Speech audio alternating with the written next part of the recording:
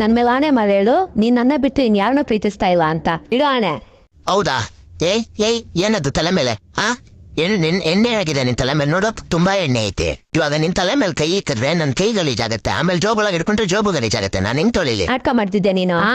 ತಡಿ, ಇವಾಗ ತರ ಸ್ನಾನ ಮಾಡ್ಕೊಂಡ್ಬರ್ತೀನಿ. ಪಕ್ಷಿತಾ, ಇನ್ಮೇಲಿಂದ ನಮ್ಮಿಬ್ರು ಸಂಬಂಧ ಇಲ್ಲಿಗೆ ನಿಂತೋಯ್ತು.